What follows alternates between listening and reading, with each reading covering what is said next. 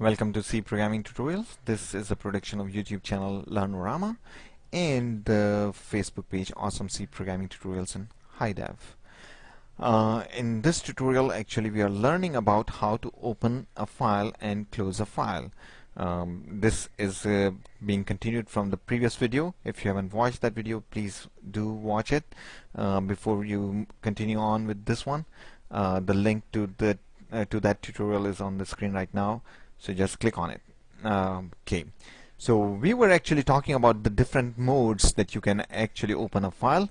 If you don't specify B, you can open it. All these modes are for text file, and if you specify B, then you are opening the file in the binary file. Text file, the difference between text file and the binary file is that text file is the file that you can print the contents of on the screen or on the file or on the printer or whatever. And not on the file, but on the printer or whatever, and you can read that file. That's called a text file. If you have a file that has all the garbage characters when you print it, that's a binary file. So for now, we will be basically dealing with only the text files. Okay, the files which have characters that we can read and understand. Right. So let's see if we open.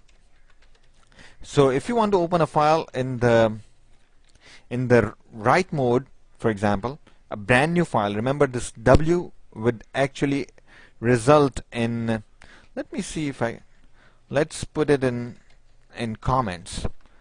So far we have been, I probably told you about the comments, single line comments. Okay, no, I haven't even talked to you about comments at all. So let's see. The comments are actually the lines that compiler ignores. So you can write whatever you want in there. Okay, so these lines I wrote it for myself. If I leave it in the program, it's gonna be a problem. The compiler, won't be able to compile the program.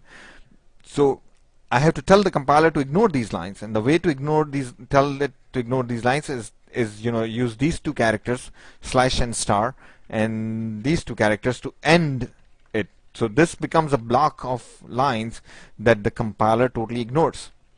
The other way to make it ignore something is by using two slashes, and then you can write whatever you want, and the compiler will totally ignore it. The difference between these two is that this has a start and an end, and it can be on multiple lines. This has to be only on one line. Okay, we can use these things to actually document our program. For example, you can say open the file so that whoever is reading your program can understand what you are trying to do here. Okay, so let's see.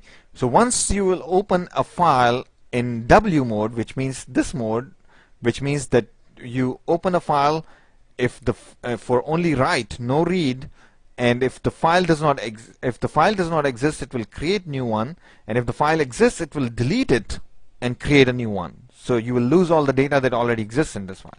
So, and then at this point, after a successful execution of this statement, P file should have the pointer to the file descriptor.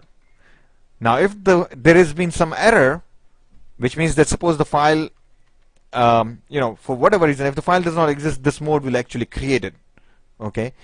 But for whatever reason, for example, suppose if you specify the path here that does not exist, okay?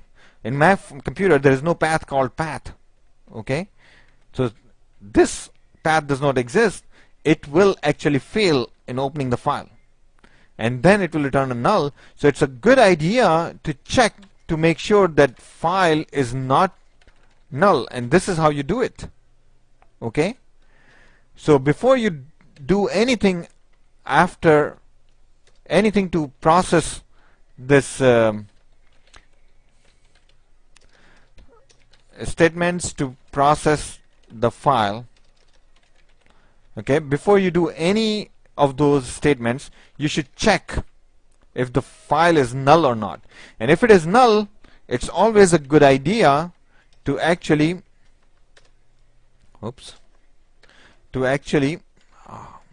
I hate this editor. To actually print a statement saying that could not open the file. Alright, so see, and here is where all the processing of this file is gonna happen. Alright, and right now we don't know how to do further processing. All we know is that how to open a file, but if we, as we will learn, this is where we are going to write all the code where we will process that file, because obviously this point we know that the file was actually successfully opened. If the file is not successfully opened, we should say could not open the file. Okay, so okay, once you are done opening the file, you are supposed to do what is called closing the file. Okay, you should always close your file when you are done with it, and the way to close the file is use fclose, okay, function. And fclose function actually takes one parameter. Can you guess what it is? You have to close a file, so it should take the file parameter, something that specifies the file. And if you are thinking that you should put the name of the file here, you are wrong, because as I said before, that fopen actually returns a file pointer, and fopen is the only function that takes the file name. Once the file is successfully opened, all the other functions actually refer to this pointer. Okay, you have to use this pointer in all the other functions, because this pointer is pointing to file descriptor, which actually describes the entire file. It has the file name, it has all the other necessary things which we don't even know about, and we don't even care. This is what the file descriptor is, file, but we have no idea what it is, and we don't care. That's the beauty of the structured programming. So see, this file hides all this information for us. Okay, information hiding in the real life and daily life may not be a very good thing, and sometimes it is a good thing also in the real life as well, but in programming it's a very good thing. You don't want to expose the things that you don't have to. Okay, that way it keeps things simpler. Imagine if you had to know about all the things that go on into in opening this file. It's going to be very complicated, because all the operating system stuff is in this file descriptor here. But you don't even have to know about all these things, because you have to open a file. You should say open a file. That's it, and it should do it, right? That's the concept here. All right. So, but the thing is that once you open the file, when you are done processing it, obviously right now we don't know how to do all this processing. You have to close the file. So you close the file like this, and you pass the descriptor, and this will close the file. Very simple. Now, closing file is not too critical. If you forget it, when your program is going to exit, the file will be closed by the operating system. The operating system will close it. But it's always a good idea to close it yourself when you are done.